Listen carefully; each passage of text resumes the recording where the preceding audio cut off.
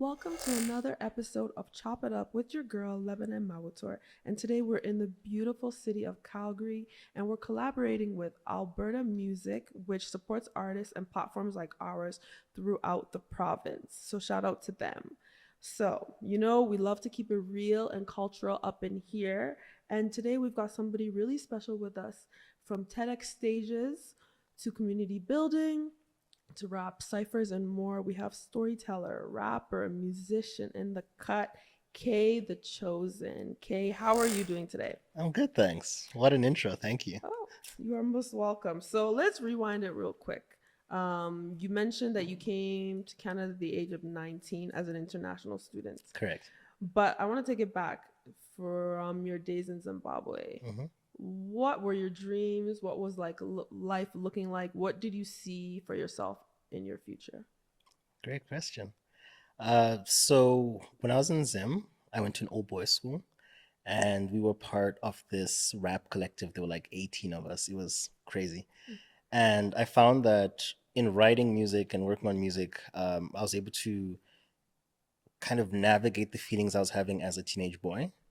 And as we got older, more people started leaving the group, but I ended up becoming like a solo artist essentially. And I knew then that whatever I was going to do with my life, it had to revolve around music because my life itself revolves around music. My dad, he's a lawyer, but he used to be a DJ, so a lot of the music I listen to comes from stuff he used to play for me. And I knew like whether it was being an artist or working behind the scenes, that it had to be music. So, when was like your earliest memories with music? Was it music that was played at home? Did you start rapping at that young age in Zimbabwe, or is this something that you cultivated when you came here? Tell us a bit about that. So I definitely started rapping in Zimbabwe. Okay. All that music has been deleted from the internet because it was not good. But I've grown quite a bit as an artist since then. A lot of the rapping I did in Zimbabwe was just like freestyles. I would take like a beat that I liked from like Lil Wayne or Childish Gambino and then just put my own words to it, just to challenge myself to say, okay, if I was to feature on this song, what would my verses sound like? Mhm. And I noticed that there's some people who like responded really well to some of the verses. Others was like not so hot. So I started doing a lot of research online, like, how do you become a better artist? How do you perform? And I realized that I had a passion for just looking into these things because I love to learn. And that's when I realized that even if I don't become an artist, I might be interested in working with artists, either developing talent or on the marketing side of things. So when I came to Canada in 2015, I came to study business. So I knew that I was going to be involved in the music industry in some way or other. So I Mhm. need to have the business acumen there. But I didn't know whether it was going to be as an artist or someone behind the scenes. So Alberta is not the first place people think about when they think about hip hop, True. especially in Canada. So what are some challenges that you faced being from Calgary and being a hip hop artist? And do you think it gives you an edge, or do you think it presents more challenges? I would say both for sure. So the challenges being that because we're greener or we're just not considered in the general hip hop community, it's tough to get people to listen to you because like, oh, Alberta, it must be like country music or something like that. But also there's just not enough of a foundation in Alberta to support hip hop music. So Mm. even though there's an audience who loves to listen to it, there aren't a lot of hip hop venues. There aren't enough of hip hop news outlets, radio outlets. Mhm. We end up being played alongside other music, which is not a problem because you get exposed to other audiences. But there's no focus on growing the hip hop community itself. But the benefit to that is that it inspires a lot of people to start creating their own platforms. So we've got podcasts that have been started by people here. We've got shows that have been started by people here. So I myself have a show, Ship Hop, that we run at the Ship and Anchor. And it's interesting in that a lot of people consider the Ship and Anchor a rap or no, not rap, sorry, a rock venue. But when we bring hip hop, the audience loves it. They're like, we weren't expecting this. This is amazing. We want to see more of this. So because we're kind of the underdogs and there's a blank canvas, there's so much opportunity in Alberta because nothing's been established yet. You can do whatever you want. I think that also gives you the reason to kind of give up though, because if you feel like nobody's noticing what you're doing, Right. you could throw in the towel anytime. You'd be like, let's wrap it up. But I think in Alberta, you have to motivate yourself because Yes, nobody's gonna motivate you for you. If 100%. you don't motivate yourself Yeah. and keep going, you can stop anytime. Hmm. But I was going through some of your music, and I looked at one of your music videos for, I believe the song is called "The Nod." Yeah. We give each other the nod, what you gonna do? The nod, the nod, the nod, the nod, the nod. And I found it interesting because I think around Black people, you see each other, you notice each other, Yeah. but you don't really think too deep about it. Right. It's kind of like there's an acknowledgement. I recognize that we're I both see you. I melanated, see you. Yeah. but there's so what, and you really go deep in the music about like what it means for that, interaction to happen. So what is that kind of your creative process when you're looking to music? What are some of the things like you look out for and you're like, that inspires me to create? It's a great question, and thank you for shouting out the nod. Uh, I think similar to what I was saying about just like my upbringing in high school, music is just my life. Like if I wake up in the morning, the first thing I do is I put on some music and then I start getting ready for the day. So there's just always music around me and musical influences. But I also love to tell stories. So within the nod, I'm telling a very true story about like the first week that I was here in Calgary. I was at the rec room, I think it was, and I just met a bunch of new people. We were walking around and like, oh, you must be new to Calgary, like you're a week old or whatever. But every time we walked someone Black, they'd give the nod. And coming from Zimbabwe, that's not something that I acknowledge because we're all Black there. So we all just see each other and we just keep it moving. But when you're here, you then realize, oh, there's so few of us that when you see another person, you have to acknowledge each other to be like, I see you. If anything goes on, let me know. And real life experiences like that really inspire music for me because I got home and I was like, that's so crazy. They asked me if I know him. So I just literally started writing about that and then put music to it. Sometimes I'll hear like an instrumental or someone will play me a beat and the music comes from hearing like the music. And I'm like, oh, this is dope. Let me try and see what lyrics move with it.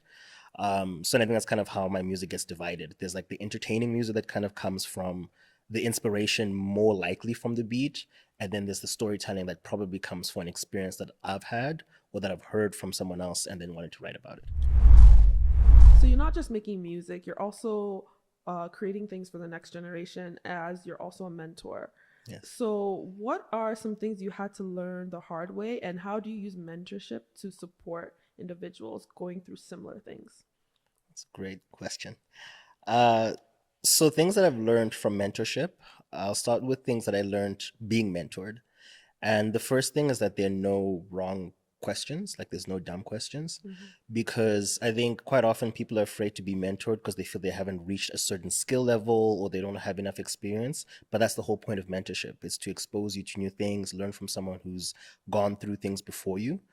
And I think at the very beginning, I was very shy about getting mentorship because coming from business school, I was told like you have to learn in that specific field, So if you're a finance person, go and find someone who does financial accounting or whatever. But mentorship can come from someone who's completely outside of your field, but teach you things that are relevant or can translate to your field. And that's something that I learned more as a mentor. So through the Where's Africa Black Arts program, I mentored a pop rock artist. I don't make pop music, I don't make rock music, but I know music. So working with her, it was fantastic because she was putting out her first album. Her name is AN. And we didn't know of each other before that. She's a tall, strong Black woman. And she was saying, there's no one who looks like me in rock music. How do we fix that? And I was like, well, you put the music out. And she's like, but my music, it doesn't exist. I'm like, well, that's the reason you need to put it out, because there's 10 other people like you who are thinking the exact same thing. But until you show them that they all exist, they'll continue to like just not be present or chase their dreams. And I learned a lot because her process was so different from mine. So as much as I was mentoring her, I was learning so much from her as well. And I think that was another thing I learned about mentorship, that regardless of whether you're the mentor or the mentee, there's so much to gain on both sides. So if you have the time, volunteer, mentor someone. That's amazing. I love that. So you also work as a creative consultant, and you're aspiring to get into A&R. Correct. So what do you see as some of the challenges when it comes to specifically Alberta musicians and how they roll out their music? Great question. I think all the questions are great. I'm just gonna keep saying that every time you ask a question. Okay, so it's kind of twofold. There is the environmental issue or the environmental circumstance when it comes to Alberta, and then there's the people themselves, the artists. So, looking at the environment, Alberta, like I said, is more focused on country music. There are other genres as well, but country music is definitely the biggest export of music. Country and maybe folk as well. To the fact that, the stadium is called the Saddle Dome, you've got Cowboys Casino, you've got Knoxville's. So, it's already ingrained in the culture. So, the music will automatically kind of go beyond just the music. The music videos, the places, the references can continue to live on outside of the music, which is how music becomes popular. But for rap, a lot of us are following like a UK or US style and trying to promote it to Albertans, but they already listen to UK or US artists. So there's no pull to support local if we're creating something that doesn't sound local. But then there's the challenge of, okay, if I'm making something local, what is the Alberta hip hop sound? And everyone asks the question, no one wants to answer it. And I think we got pretty close when Lil Nas X did the whole Old Town Road song. Because I'm like, that's actually how we'll get our own sound, is embracing what's in our environment. So if country is the predominant genre here, why don't we talk more about the prairies? Why don't we work more with our counterparts here? Because you'll see country music is already embracing hip hop music. They use trap drums. Shabuzi is showing you that there's Black people in country music. So it's weird that we're not trying to utilize that as Albertans. Because obviously Toronto has a more New York sound, Vancouver is more focused on EDM. So each province is finding its way to kind of, establish its sound. But as Albertans, we're not doing enough of the work to work together. And it's not even between genres, it's even between cities. Edmonton and Calgary are 3 hours away. We need to start working together more often. I mean, it's not the quickest drive, but it's quick enough where it's like, hey, I can leave in the morning, be here in the afternoon, do a show, go back, or go back the next day. So I think collaboration would be the solution, at least to finding an Alberta sound.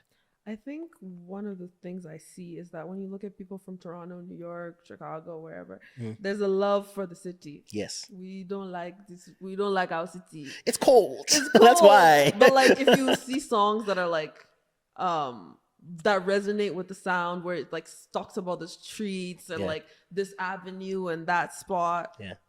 I don't know if there's not a pull. It's like, oh, I'm from there, so like, why would I listen? Right. But it's like important because that like is also part of your identity as well. Yes. So you should be proud of that. Yeah. So I read that you were also nominated in 2021 for Rap Recording Album of the Year. Correct. For Advice and IRL. Yeah.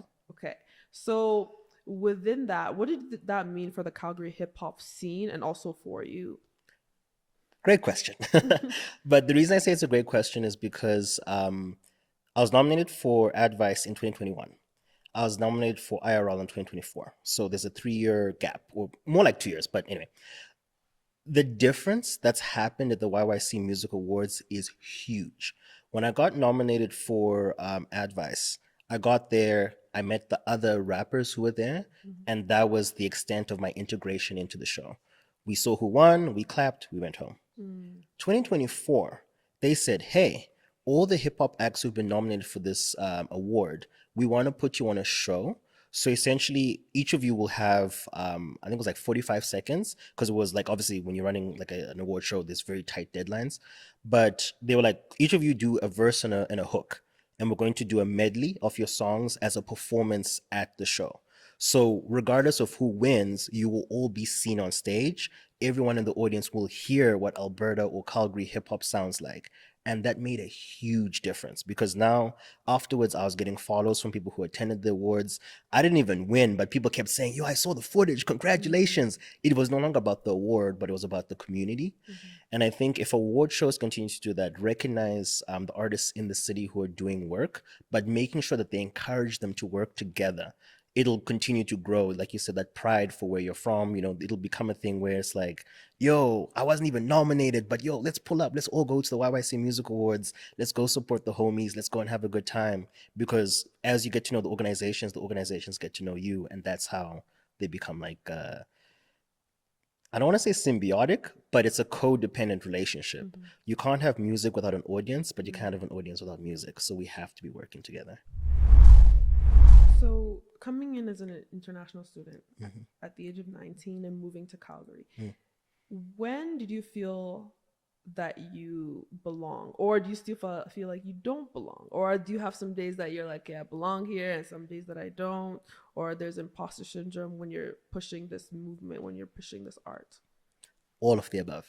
Mm. When I first came, I had this weird survivor's guilt Mm. because Zimbabwe is not in the best economic space. And as soon as I got here, I was like, oh, there's trains that move to the city. That's crazy. There was just so many things I was seeing about the first world. And I felt like I'd left my home behind and I was kind of trying to like erase my identity. So when that happened, I decided, okay, I'm going to be an immigrant artist. I'm going to talk about what happens in Zimbabwe, what happens like in Africa, and speak that story here. Mm-hmm. But then I realized when you do that, they quickly like, there's the black artist. We're going to book him for all the black events. Mm. So I pigeonholed myself. So at that point, I was like, I don't feel like I don't belong, but I do feel like I'm being told to belong in a certain space. So after that, I was like, what else do I want to rap about? I love rapping about social issues, but every once in a while, I like to rap about like sensual things, you know? Mm. So I was like, I'm going to flip this on its head. You guys always want me to do the corporate gigs. Mm. I want you to book me regardless of the music I make. So I did stuff that turned people's heads. They're like, whoa, this guy says a lot of freaky stuff. And I'm like, yeah, because I can rap about whatever I want to rap about. I, as an artist, I can talk about whatever my experiences are. And I think in that moment, that's when I felt like I belonged, in that I'd earned the right to be an artist how I wanted to be an artist. And at that point, the number of people that book me, it's a good diversity of like corporate gigs, underground gigs, people like me emceeing, just because I'm my truest self as an artist, which means they gravitate towards that. Every once in a while, the imposter syndrome does come in. Mm-hmm. And that is in moments where I've put myself in a room where I am the least talented person. Mm. And What makes you say that you're the least talented person in the room, though? because I'll be in a room where these are people who've maybe won Junos, they've maybe been on tour. Mm. So not least talented as in I'm not talented, but I'm like on the roster of things and like skills, I have the least. And I love being in those rooms because it's like, oh man, I need to aspire to be like artist XYZ. But in that moment, you're like, I don't know why I'm here. But then you remember, I am here because they see potential in me. I think I want to note on that. Yeah.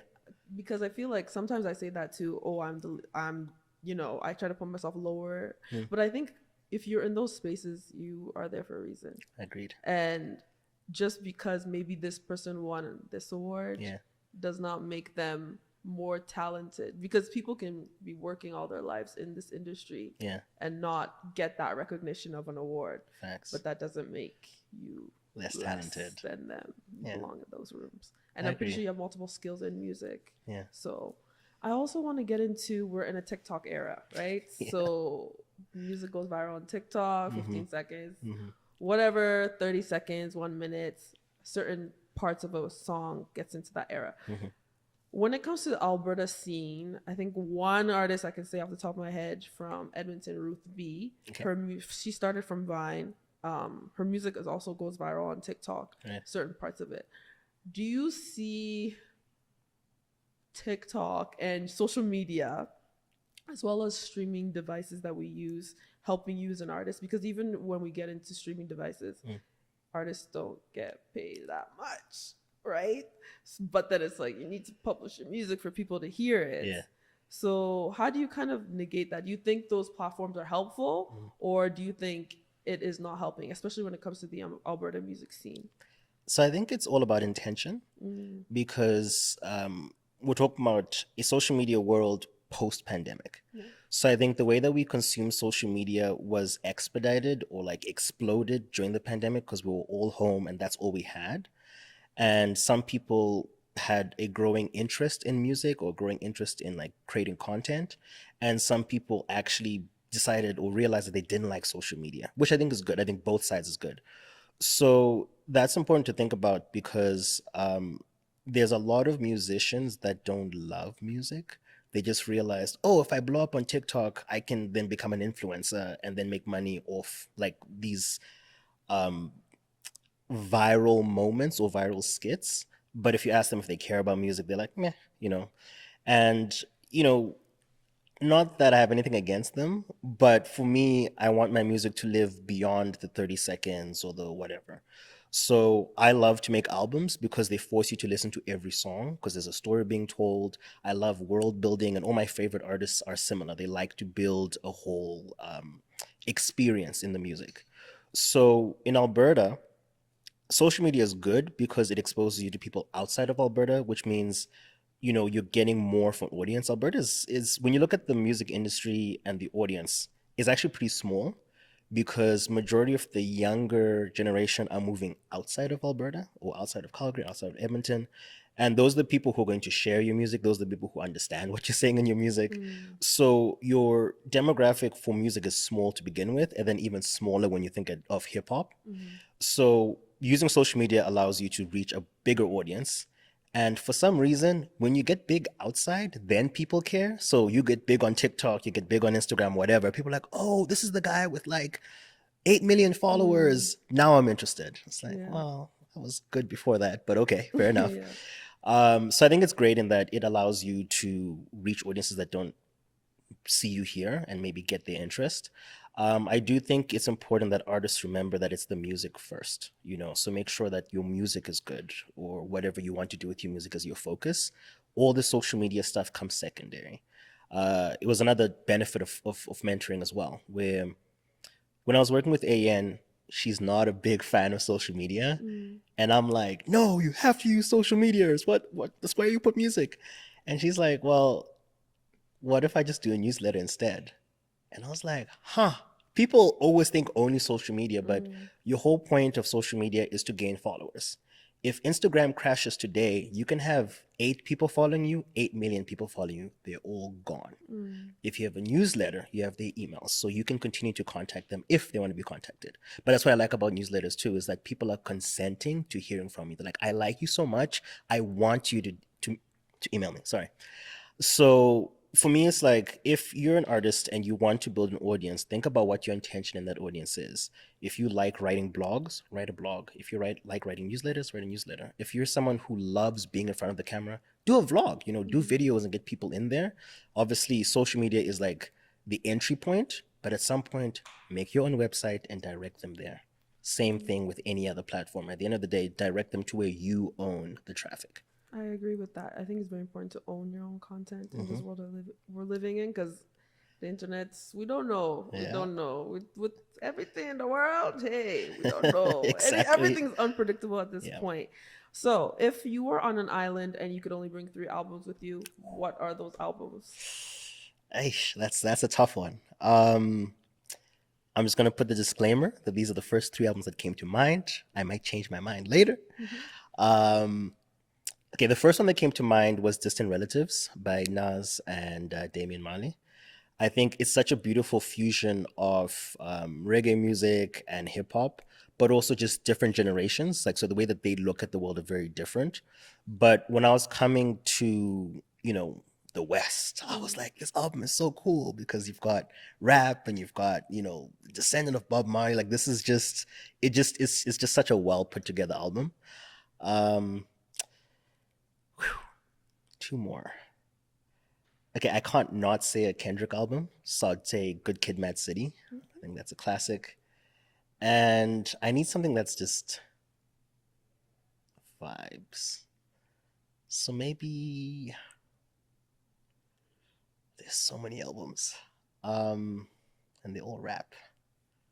Give me a genre, and I'll give you the 3rd one. Let's go to Zimbabwe. Zimbabwe. Okay, I love that. Give us something from for something from Zimbabwe. Yes. Honestly, any album by Oliver Mtukudzi. He is a folk artist, and I think he's one of the pivotal artists that helped put Zimbabwe on the map. In that, he traveled to the UK, South Africa, all over the world, sharing our music. And he's an amazing storyteller. Like, the way he just weaves stories was just amazing. And he has an interesting connection with Timberland. So one of the songs he made was sampled in a Timberland song. So there's like 2 degrees of separation between Timberland and Oliver. So, if you could name a title of a movie about your life, that's career, relationships, just life in general, moving, all of that, Right. what would the title be? Okay. And who would you want to play you? Huh. Okay, I already have the title. Okay, we can start with the title. Okay. So it'll definitely be called Nomad's Land, just because that's the album name, and I kind of feel like I'm a bit of a nomad. I travel around a lot. In terms of who would play me, that's an interesting one. Give me a second on that. Like which actors? Yeah. I feel like I want to quote J. Cole on this one. Okay, it's an interesting one. Okay. No, not J. Cole as the actor. Okay. But no, I want to I was quote. like, oh, you no, want no, J. no, Cole no, not to J. play Cole. No, I want to quote We J. love you, Cole. J. Cole. No, we love you, J. Cole. No, but not you. We love you. No. He had some crazy. He had this line. I don't remember which song it was, but he said, "My life is too crazy. No actor could play me." So Okay. I agree with him. I would be playing myself. Okay. Yeah, if not my brother. My brother's a talented actor, so maybe my brother. Okay. Yeah. So, if you had an unlimited budget for your next project, what would you spend the money on that maybe you weren't able to spend money on before? Okay, so unlimited. Yeah, unlimited budget. Unlimited. They just said it's unlimited. Here's the card. No Do it. limits. I would follow the strategy that Doshi made or did, just having a lot of visual content. So ideally, a music video for every single song. I think it really helps build the world. Merch, 100%. The money has to go into making merch. And when I say merch, I don't mean like just a t-shirt. There's so many cool custom ideas I have for merch. I'm not going to say them here because people are going to steal my ideas. But yeah, I like the idea of merch that is practical or that like really holds a memory in it. Okay, I'll give you an example. So when I put out Advice, my goal with Advice was we're coming through the pandemic. Everyone was lonely. The music talked a lot about grief. It talked a lot about mental health. And the merch that I wanted for it was friendship bracelets. And essentially one bracelet would have the plus from Ad, and then the other one would have the word vice. So on their own, you just have Ad, which means like I'm not enough, like I want to keep adding, and the other one says vice, so like the evils that we do. But when the two friends come together, they connect to say advice, and together, like, you know, we are a community, I can give you advice. And I'm like, the idea was so cool, but I didn't have the time or the budget to make it. So you heard it first here. If anyone else does that, it was my idea. Okay. And then an entertainment lawyer, for sure. Definitely. I agree with that. So 10 years from now, what do you want people to remember about K the Chosen? I want them to remember that K the Chosen made music in Calgary, Alberta. So regardless of everything we've talked about today, it is still very possible to be an artist in this province. And that a lot of the strength of my music, the strength of my brand, the strength of my mentorship, all of it has always come from community. I came here knowing no one, and now I can't leave my house. That people be like, "Oh, have you met Kay? This guy, whatever." And it's only because everyone that I ever asked a question to were open to giving me an answer, were opening to showing me a way, were open to showing me a venue, open to showing me producers. So when someone thinks K the Chosen, I want them to think Calgary. So you mentioned earlier to me, Offset, that Alberta Music has promoted like your events in their newsletter. Yeah. And you also have gone to events that Alberta Music has had. Yeah. What does Alberta Music mean to you? Like the support, everything that they offer, the resources. Like, when you describe your career, how do you see Alberta Music impacting it? Great question. So Alberta Music has been one of the venues or facilitators where I've learned a lot. I've gone to a lot of the events for networking or for specific topics. So it's been the first thing that Alberta Music has done for me is just help me connect to other people. Arlo, Maverick, and I we don't go way back, but it feels like we go way back just because of how much communication we've had through Alberta Music. And he's someone who I feel we share the exact same idea. He wants to connect Edmonton with Calgary. I want to connect Calgary with Edmonton. And I think Alberta Music is that bridge because obviously they work with musicians on both cities and surrounding areas. And I think it's important that people realize that these resources exist. I think quite often we go straight to the granting bodies or we go straight to, banks and other people who can help you in a financial way. But we don't think about, hey, who are the people who talk to all the artists in this province? If I am coming from Calgary and I want to work with a producer in Edmonton, if I ask them, they probably know someone. If I'm trying to find someone in media, someone who does press, someone who does law, maybe, asking your provincial organization will help a lot because they should have those resources for you. And if they don't, you're helping them in asking a question that they haven't considered before. So you ask them like, oh, actually, I don't know how that happens. Let's go find out. And I think that's how the province itself grows and how we as artists grow. So I see them as a bridge. That's amazing. So we've come to the point where you get to ask me 2 questions. I always dread this because I don't know what you're going to ask. But you can ask me 1 or 2 questions. Okay. The lesser, the better, but it's up to you. All right. You gave me 2, so I'm going to take 2. Okay. First of all, thank you. This was a lot of fun. So this has been a good conversation. We were talking a little bit before about just your journey in journalism. So I kind of want to flip the same question you've been asking me about, navigating the field in Alberta. What has it been like navigating journalism and media in Alberta? So yeah, when I went to school, I wanted to do entertainment journalism, like what I'm doing right now. But I saw it and I was like, unless I move to a Toronto or maybe a Vancouver, and the likelihood of me, a dark-skinned Black woman on television, chances are very slim. I know I'd have to do production, which is fine, but I always saw myself in front of the camera. And navigating that there's good days, there's bad days, there's sometimes you feel like you're the only one doing this or you're the only one who cares about sharing these stories, even though there are others that are also pushing the movement. But you have to motivate yourself, like self-motivation. If you don't motivate yourself, if you don't go to God, you don't pray, if you don't go to Allah, whoever, if you don't do something, it's going to go away. And then it's like, I think being here in Alberta, I've seen that a lot of people have great ideas, they have ambition, but when you don't feel that support, you're going to stop. So you see something start, then, this thing is no longer owned, or this establishment closed, or this media company is no longer available. So with even finding studio space, that's been like my number 1 issue right now. So you have to keep pushing. There's no like right or wrong answer. You just have to, I think main thing my pastor would say is keep the vision. Whatever that vision is in your brain, keep it going. Facts. Shout out Motif, as you mentioned, studio spaces. Period. My other question, because you mentioned, people having a love for their city. So I'm going to challenge you. Hey. What is your favorite thing about Edmonton? Hey. People who know me. This is a good one. This one, because I'm in my positivity era, no negativity.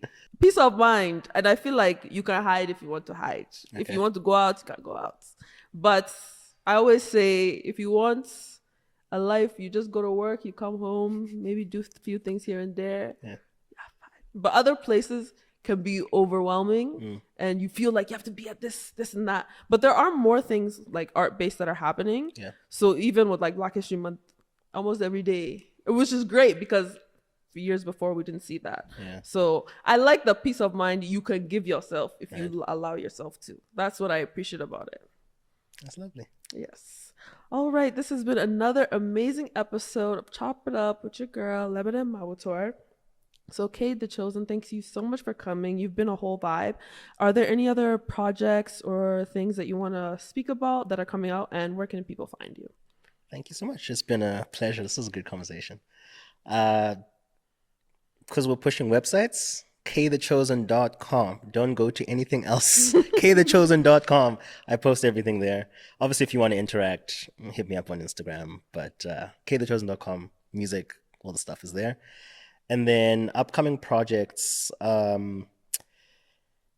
much secrets do I want to share here? Okay. So there's an EP coming soon. It is an expansion on the Heartbreak K persona. So if you know what I mean by that, then you should get excited. If you don't know what I mean by that, listen to IRL and what's the other one called? IKR. I was like, what is the other one called? Yeah, IRL and IKR.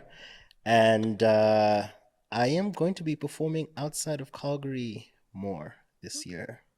So if you want me to come to your city, let me know. Hit him up. Love that. So this has been an amazing conversation. Shout out to Alberta Music for making this happen. Make sure you reach out to them for resources when it comes to anything music industry wise here in this Alberta. And so make sure you follow us on Spotify, YouTube, Apple Music, Instagram, wherever. Keep it locked in. Make sure you follow, you subscribe, because I'm seeing views. I'm not seeing clips to subscribe.